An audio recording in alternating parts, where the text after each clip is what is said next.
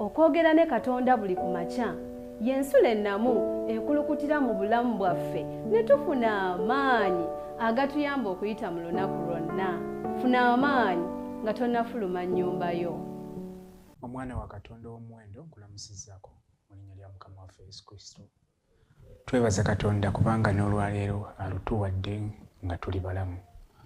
Bwakedde bulungi eyo gy'oli, kansuubire nga mwasuze bulungi. Oli butereevu ku lutimbe lwa 3ABN TV mu programu yaffe ensulo ey'enkya. Oli n'omulangira Isaac Walugembe, omuweereza w'enjiri ya Kristo, nga nsinziira Gayaza mu Manyangwa Church Board. Nsaba ekiseera kino kiweeyo twogereko ffenna okuyita mu kasimu kakano katwewombeeke olw'okusaba. Mukama tukweyanza kubanga otwadde omukisa n'olwaleero ne bukya nga tuli balamu. Tukkiriza ng'olina ekigendererwa lwaki ffe abafisseewo. Kkiriza ekigendererwa ky'okubeerawo kwaffe Mukama kituukirire, tukirabemu omukisa ate naawe kikuweesa ekitiibwa mu Yesu Kristo Mukama waffe. Amiina. Olwaleero nga lumu omwezi ogwokusatu 2026 tulina ekyokuyiga ekiriko omutwe ogugamba nti tuyinza okumwesiga. Tuyinza okumwesigawa. Kyawandiikibwa kyaffe kye tugenda okutambulirako olunaku olulamba kigenda kuva mu Zabbuli ey'enkaaga tutandikire ku Olwokutaano tukome ku Lwomunaana. Bayibuli egamba bw'eti: emmeeme yange lindiriranga Katonda yekka, kubanga oyo okusuubira kwange mwe kuva. Ye yekka ly'ejjinja lyange era bwe bulokozi bwange. Oyo kye kigo kyange ekiwanvu. Sirisagaasagana. Awali Katonda we wali obulokozi bwange n'ekitiibwa kyange, ejjinja ery'amaanyi gange n'ekiddukiro kyange biri mu Katonda. Mumwesige ye mu biro byonna, mu abantu mumwanjulirenga byonna ebiri mu mutima gwammwe. Katonda kye kiddukiro gye tuli. Dawudi ayogera Zabbuli eno ng'atadde obwesige mu Katonda, ng'ategeeza nti Katonda agwanira okwesigika kubanga ye nannyini bulamu bwaffe, yatuwadde obulamu, yatugabirira, yatuliisa, yatunywesa. Oyo kye kiddukiro kyaffe. Agambye nti obulokozi bwaffe buli mu ye, ekitiibwa kyange kiri mu ye. Omanyi bw'otategeera Katonda byakukoledde newankubadde ebirabika ng'ebitono, oyinza obutabeera musiimu n'ekyo ky'olina. Naye Dawudi bw'afumiitiriza n'atunuulira Katonda gy'amugye, n'atunuulira Katonda by'amukoledde, omutima gwe gusigala n'ebigambo ebigamba nti neetaaga okwesiga Katonda kubanga oyo kye kigo kyange. Mu ngeri endala awatali Katonda sandibaddewo, awatali Katonda sina kinyinza.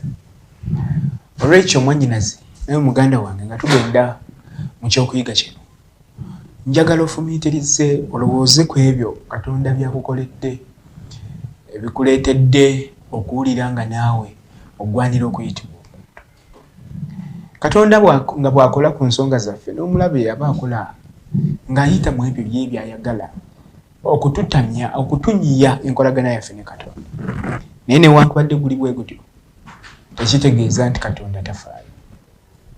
Olw'ekyo twesige Katonda. Katonda yeesigika, tuyinza okumwesiga. Olwaleero omunnyonnyozi agamba mu Zabbuli eno Dawudi yalindirira Katonda yekka.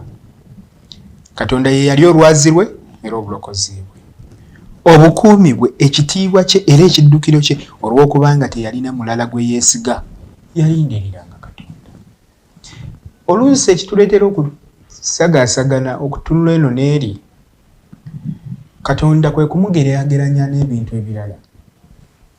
Oluusi tulowooza nti Katonda bw'aba taliiwo oba alabise nga asirise onoonyako option endala.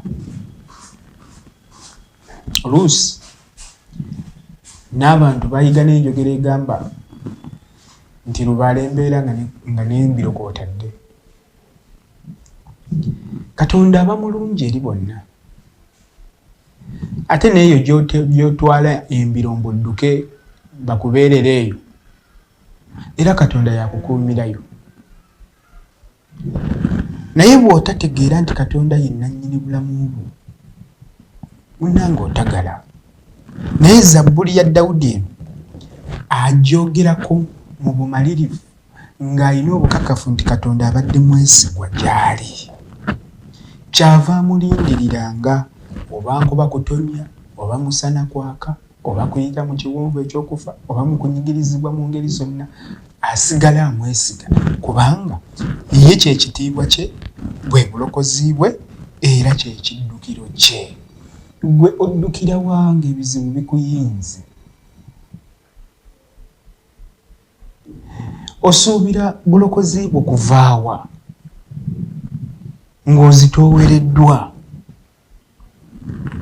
Obukuumi bwo buli ku ki? Buli mu nsiriba, buli mu baana abalenzi b'ozadde, buli mu gavumenti, buli luddawa.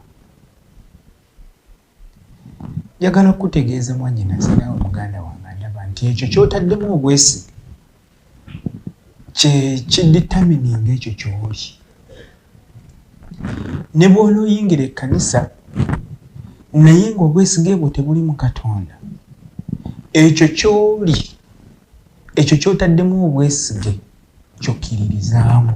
Olw'ekyo ffe abakkiriza mu Katonda, obwesige bwaffe, essuubi lyaffe, amaanyi gaffe, ekitiibwa kyaffe, obulokozi bwaffe, era ekiddukiro kyaffe ye Mukama. Bwe tuteesiga Katonda yekka, okukkiriza kwaffe kuba kwa kitundu. Buli lw'otagala nodda eno nodda eno, kubanga eno ku left tebakubala kubanga nayo tonyweredde eyo, n'eno ku right tebakubala kubanga era nayo tonyweredde eyo. Kaakati obuzaabuza kyova obalibwa okubeera ow'ekitundu atajjudde.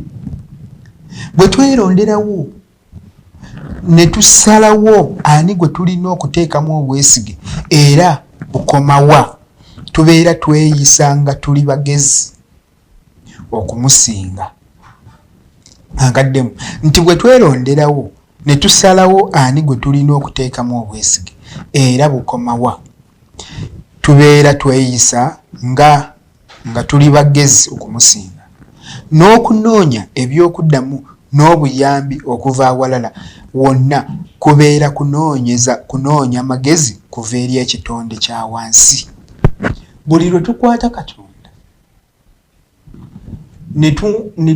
ne tumuleka ebbali ne tulondawo ekirala, kitegeeza nti tufuuse Katonda tuli mu kumutereeza mu layini. Actually ebyo byatuwadde n'obukomi bwatuwadde kibadde kibulamuko. Kati olw'okubanga Katonda tabitegedde bulungi katuseetinga epeesi ffe kwe tutambulira, tuba tulabisenga abamuwa amagezi okusinga ye. Era ne tunoonya n'ebyokuddamu, ne tunoonya engeri gye tuteekamu obwesige mu bintu ebirala, tuba tulabika nga abamufeebezza. Katonda yennyini ayogera nti ye waawujja tagatte. Kale buli lw'osemberera Katonda, tegeera ng'omutima gwo guweereddeyo dda. Totagala, todda eno n'eri. Ekintu kyokka Katonda kye yayogera nti kyayinza okuwalanirako emirembe egigenda mwena kwe kumugattika. Olwekyo bw'oba onosalawo okutambula ne Katonda olunaku lwaleero ne wiiki eno yonna, tambula ng'omaliridde obutamugattika ku kirala. Bwe kiba nti twali tuvuddeko ku mwalo ne tulinnya eryato ne tuwulira eryato nga litambula, kirabika kyatuleetera obutawulira mirembe. Eyo y'engeri bangi ku ffe gye tubeeramu ng'Abakristaayo. Twesiga Yesu ekimala akole enkyukakyuka ezimu mu bulamu bwaffe naye nga tetweweereddeeyo ddala gy'ali mu bujjuvu. Mu ngeri eyo ne tusanyuka ne tutasanyuka era ne tutabeera bajulirwa eri Katonda mu bujjuvu. Okimanyidde ddala atuwadde ekyokulabirako ekyeryato nti obadde mitala w'omugga oba w'ennyanja n'olaba eryato nga toliriimu ogenda okulaba nga linyuma okutuulamu n'otaggulula ku bigere n'olituulamu. Obadde oyaayaana okulituulamu kati olituddemu naye bwe litandise okusimbula ate otandise okulibuusabuusa so nga ate olituddemu nga weeyagalidde olituddemu nga tewali akukase.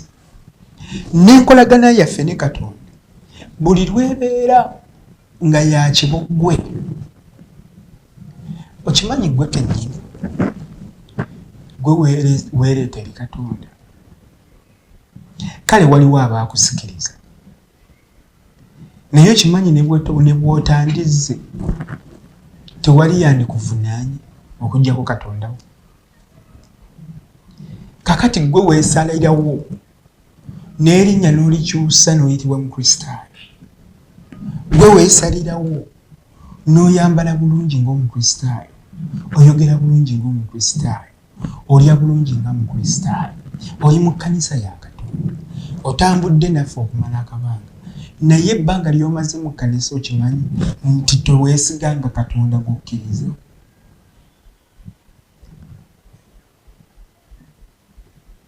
Kubanga omwana wo bwe yafa kyova ogamba Katonda ono talifeera. Omwana omwe yekka gwe mbadde nnina.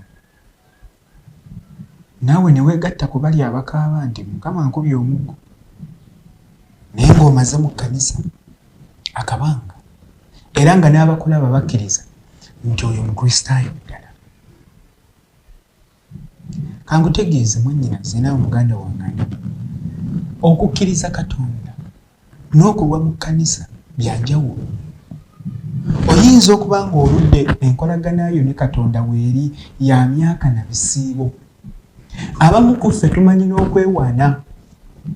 Nze taata wange yali musumba. Ewaffe mu famire abasumba tulina 6.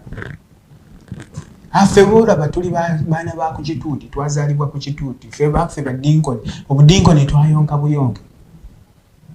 Background yo ne experience ye yogera era omuntu bw'agiwulira agamba nti oyo Mukristaayo ddala. Naye kangutegeeze enkolagana yange ne Katonda teyina weekwataganira na background yaffe, kubanga kitwala ebbanga. Kyamazima okulwa mu kkanisa kirala n'okukula mu kukkiriza nakyo kirala. Kati Katonda kyava agamba, omunnyonnyozi ono kyavudde agamba nti tuteekeddwa okukkiriza Kristo ne tweweerayo ddala mu bujjuvu awatali kutya, awatali kweraliikirira. Ebinajja bijje, ebinaatuyuuza bituyuuze, naye nga twekutte ku ye tetuli baakusaanawo.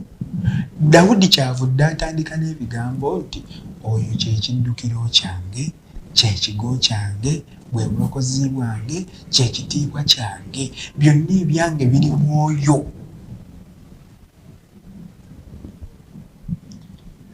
Naye munnange, obulwadde bwe baayogedde nti walwadde sukaali n'owulira ng'obulamu bukomye n'ogamba Katonda talifeeya. Yobu kyava agamba nti naye bannange ye Katonda tunaamuyitanga buyisi mu biseera bya ssanyu byokka ne twebaza, mu biseera eby'ennaku tudduke nga mudduke.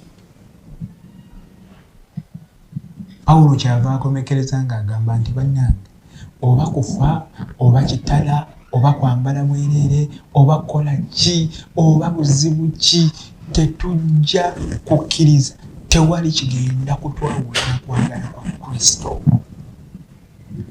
Mwattu bw'otuuka ku eyo level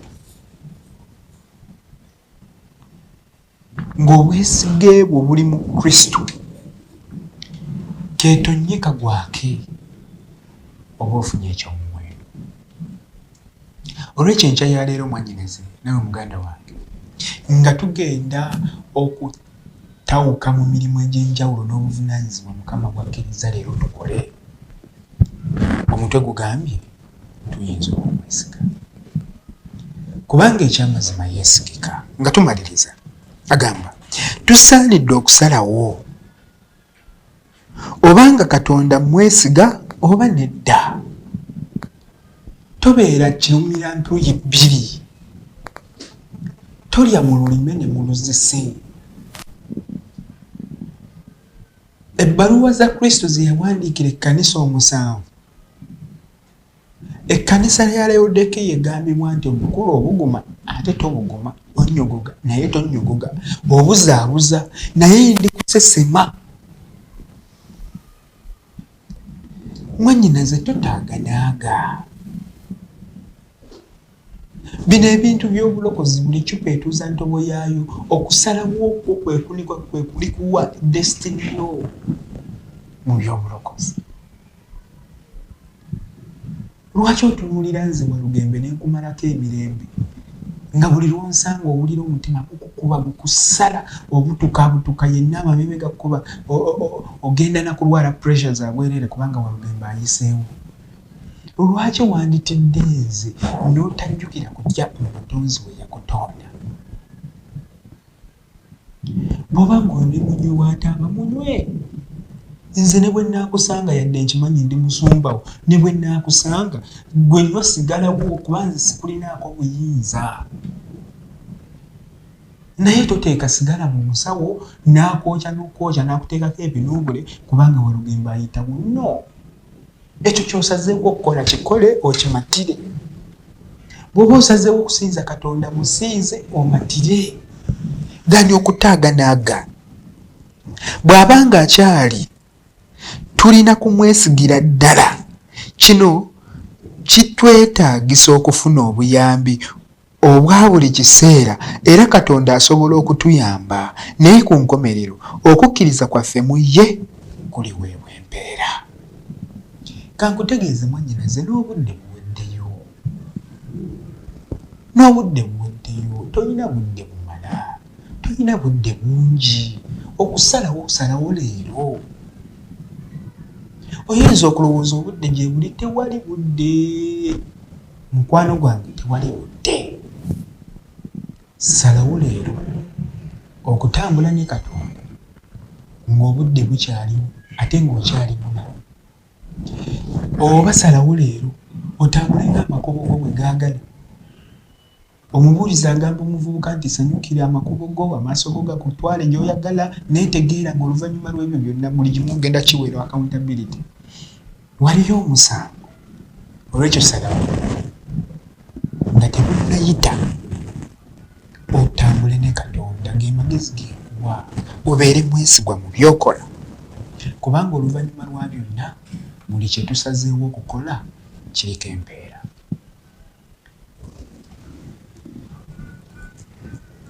Njagala okwebaza Katonda kubanga ebigambo bino bituuse mu matuugo ate era ondabye nako nga mbyogera. Naye nsaba Mukama atusaasire ebigambo bino bireme okutusaliza omusango, naye bituteeketeeke olwabo ng'abaka okugenda okujja tusikire obulamu obutaggwaawo. Mukama njagala okukwesiga ekisingawo. Nsaba ondage mu bulamu bwange obwesige we buli obutono era onnyambe okwongeramu amaanyi. Nkwebaza olw'okugumiikiriza okusaba kw'omusajja oyo kwe kusaba kwange, kwe kwandibadde okusaba kwe. Tusabe Mukama atusaasire twongere okumwesiga, obunafu bwaffe abuggyewo, atwongere amaanyi tubeere baweereza abo abeesigwa bw'alikomyawo obwakabaka bwe, tusikire obulamu obutaggwaawo. Nkwagaliza ekiseera ekirungi, nkwagaliza olunaku olulungi ne wiiki ejjudde emikisa ku bwa Yesu Kristo Mukama waffe. Amen. Katwebaze. Webazibwe nnyo Mukama kubanga otuwadde enkya ennungi ate nga tetunnasaasaana mirimu gyaffe n'oyogerako gye tuli. Otuwadde ebigambo eby'essuubi ebituzzaamu amaanyi naye ng'ate n'okulabulabirabula nti omuntu kimugwanira okubiyimirira n'abeera mwesigwa ku ekyo kyakkiririzaamu. Era otuwadde n'amagezi okusalawo okulondawo ggwe okubeera abeesigwa eri ekigambo kyo, okukkiririzaamu, obutakugattikanga, obutakola bwenzi ku bintu ebitali Katonda, naye okutambulanga bulijjo wakati mu kusoomoozebwa, wakati mu ssanyu, mu nnaku n'ebizibu eby'enjawulo, tusigale ng'obwesige bwaffe buli mu ggwe. Tuli bantu abanafu ennyo abatasobola kukituukiriza ekyo, naye Mukama tusaasire, otukwate ku mukono, otufuule abaweereza ababeesigwa. Olunaku luno nsaba lubeere lwa mukisa eri bonna abatulabye, abayize naffe enkya ya leero, era omukisa gutambule naffe okutuusa lwe tuddamu okusisinkana mu Yesu Kristo omulokozi waffe. Amina. Okwogera ne Katonda buli ku makya y'ensula ennamu ekulukutira mu bulamu bwaffe ne tufuna amaanyi agatuyamba okuyita mu lunaku lwonna. Funa amaanyi nga tonnafuluma nnyumba yo.